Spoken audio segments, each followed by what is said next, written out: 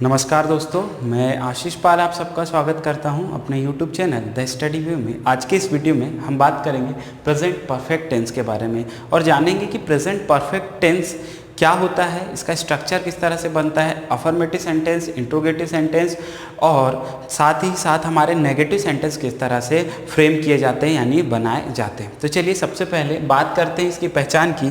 तो देखिए, हमेशा मुख्य क्रिया के साथ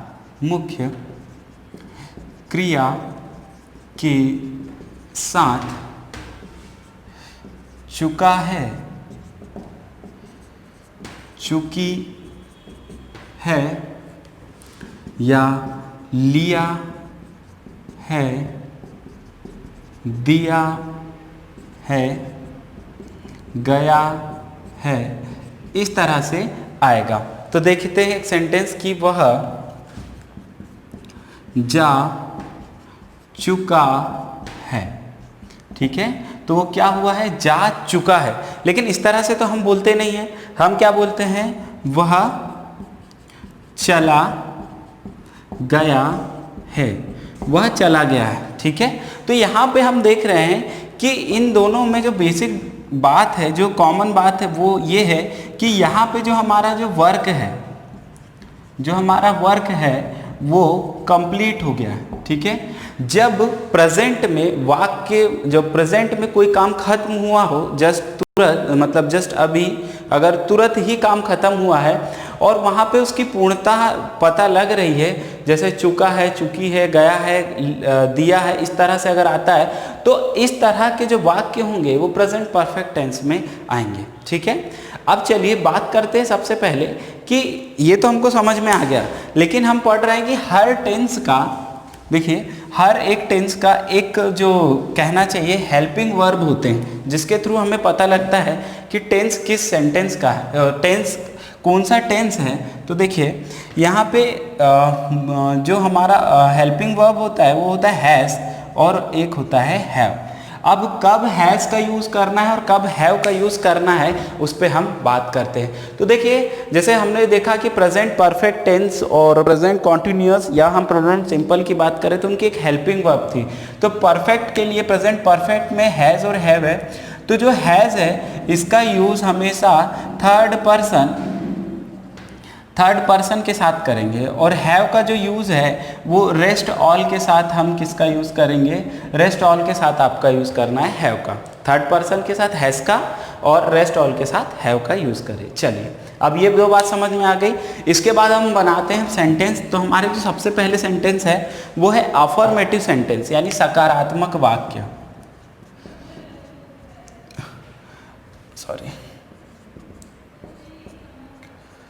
अफर्मेटिव सेंटेंस।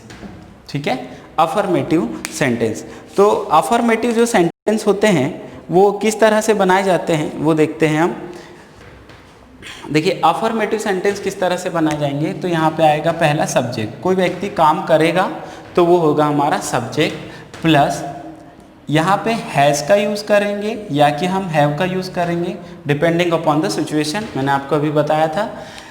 उसके बाद हम यूज़ करेंगे वर्ब की थर्ड फॉर्म का। ठीक है, और रेस्ट ऑफ द पार्ट जो हो जाएगा वो हमारा हो जाएगा ऑब्जेक्ट। अब यहाँ पे हैज़ तो समझ में आ गया कि थर्ड पर्सन के साथ और हैव रेस्ट ऑल के साथ करना है। तो अब ये वर्ब की थर्ड फॉर्म क्या चीज़ होती है, तो देखिए जैसे हम पढ़ रहे हैं गो यानी जाना, एक क्रिया है ना, वर्ब है। तो वर्ब क्या है, गो, उसका जो सेकेंड फॉर्म आएगा वो आएगा वेंट और जो इसका थर्ड फॉर्म आएगा गॉन। ठीक, क्या आ जाएगा, गॉन। तो हमें इस यहाँ पे क्रिया की थर्ड फॉर्म का यूज़ करना। अब ये प्रैक्टिस से ही आता है, कुछ में ईडी लगा के भी काम चल जाता है और कुछ के लिए इस तरह से याद करना पड़ेगा आपको। ठीक है, तो चलिए अब देखते हैं, अब सेंटेंस समझते हैं सीधे कि किस तरह के सेंटेंस होंगे। तो देखिए ये स्ट्रक्चर हो गया। अब यहाँ पे मैं लिखता हूँ, वह जा चुका है, वह जा चुका है या वह चला गया है। तो वह है मतलब ही। ठीक, ही के साथ थर्ड पर्सन के साथ हैज़, ही हैज़। ठीक, गॉन, ही हैज़ गॉन। ठीक, गो का थर्ड फॉर्म गॉन। ट्रेन आ चुकी है या ट्रेन आ गई है, तो क्या लिखेंगे? द ट्रेन, है ना। द क्यों लगाया? क्योंकि ट्रेन हमें पता है स्पेसिफिक है, मतलब उसके बारे में हम पहले से जानते हैं। द ट्रेन हैज़, और ये आ जाएगा अराइव्ड। यहाँ पे ईडी लगा के लास्ट में, अराइव मतलब आना, और ईडी लगा दिया है, तो ये क्या हो गया? इसका थर्ड फॉर्म, वर्ब का थर्ड फॉर्म बन चुका है। ठीक है। मैंने नहा लिया है, मैंने नहा लिया है, या मैं नहा, या ऐसा लिखते हैं मैं नहा चुका हूँ। तो आई के साथ क्या होगा? हैव, है ना। रेस्ट ऑल के साथ मैंने क्या बोला? थर्ड पर्सन के साथ हैज, बाकी सबके साथ थर्ड पर्सन के साथ हैज, बाकी सबके साथ हैव। तो आई हैव टेकन बाथ।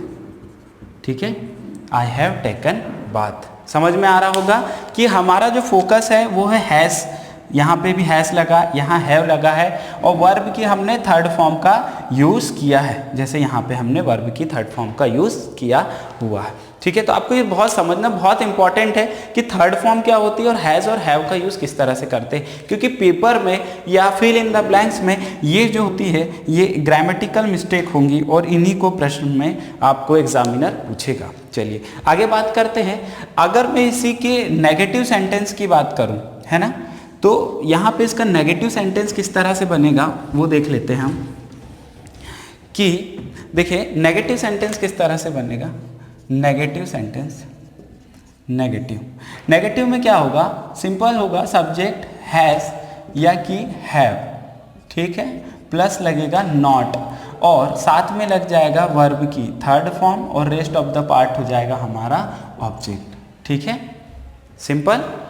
ठीक है, अब यहाँ पे हम अगर नेगेटिव बना रहे हैं तो हैज़ नॉट का यूज़ करेंगे। ठीक, इसी को हम बोलेंगे हैज़ेंट, और हैव नॉट का यूज़ करेंगे, इसी को बोलेंगे हम हैवेंट। ठीक है, यहाँ पे इस तरह से आ जाएगा हैवेंट।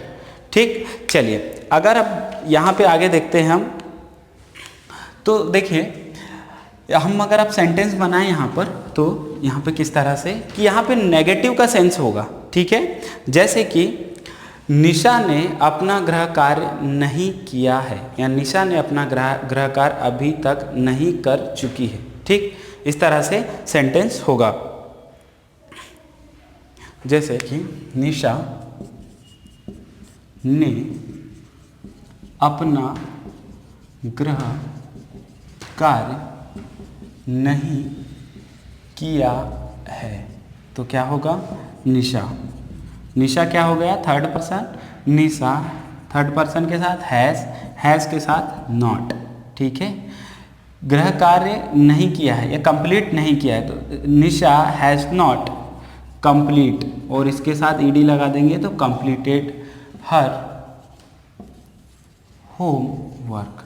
ठीक है, हर होमवर्क, इस तरह से बनेगा। उसने मुझे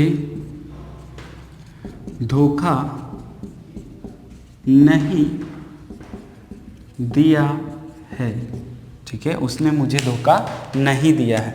ही हैज़ नॉट या ही hasn't deceived me.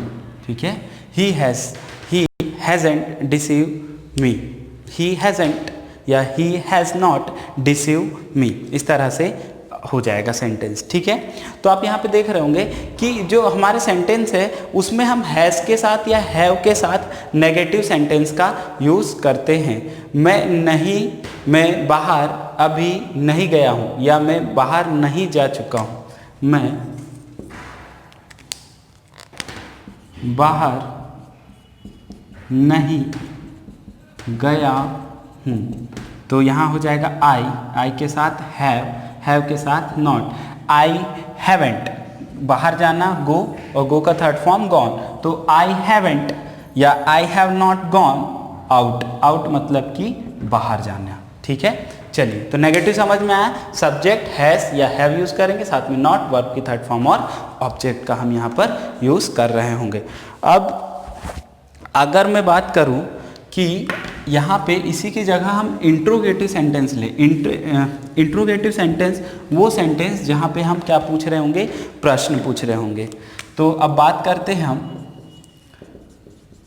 Interrogative sentence के बारे में। तो क्या होगा, तो हम सबको पता है कि अगर टेंस में हेल्पिंग वर्ब हैज़ या हैव है ना, किसी भी टेंस की अगर हम बात करें उसमें हेल्पिंग वर्ब को सेंटेंस के आगे पुट कर दिया जाए तो वो सेंटेंस क्या हो जाएंगे, वो हो जाएंगे इंटरोगेटिव। तो सब्जेक्ट हैज़ हैव यहाँ पे सब्जेक्ट प्लस में, ठीक, यहाँ पे हमारा हो गया, देखिए हैज़ हैव और ये सब्जेक्ट लगा दिया, फिर हमने वर्ब की थर्ड फॉर्म का यूज़ किया और अब हम कर रहे हैं ऑब्जेक्ट का यूज़।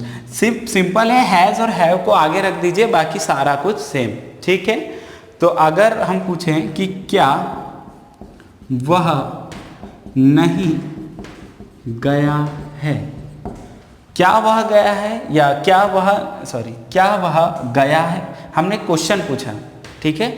अगर हम क्वेश्चन पूछ रहे हैं कि क्या वह गया है, तो क्या वह, ही, और ही के साथ हमेशा थर्ड पर्सन आता, तो हैज़ ही, ठीक है, हैज़ ही गॉन, और ये क्वेश्चन मार्क हमने लगा दिया, हैज़ ही गॉन।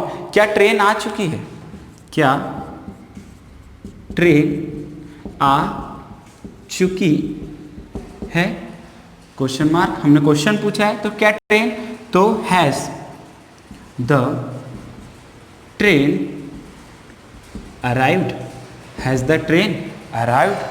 क्या तुमने नहा लिया है, क्या तुमने नहा लिया है, क्या तुमने, तो has you taken, has you taken bath, has you taken bath, ठीक है। इस तरह से सेंटेंस बन रहा होगा। तो इंट्रोगेटिव बहुत ही सिंपल होता है। हेल्पिंग वर्ब जितने भी होते हैं किसी भी टेंस की, ये हमारी हेल्पिंग वर्ब है, इनको जब हम आगे पुट कर देते हैं तो वो जो सेंटेंस होंगे वो इंट्रोगेटिव या प्रश्नवाचक वाक्य बन जाते हैं।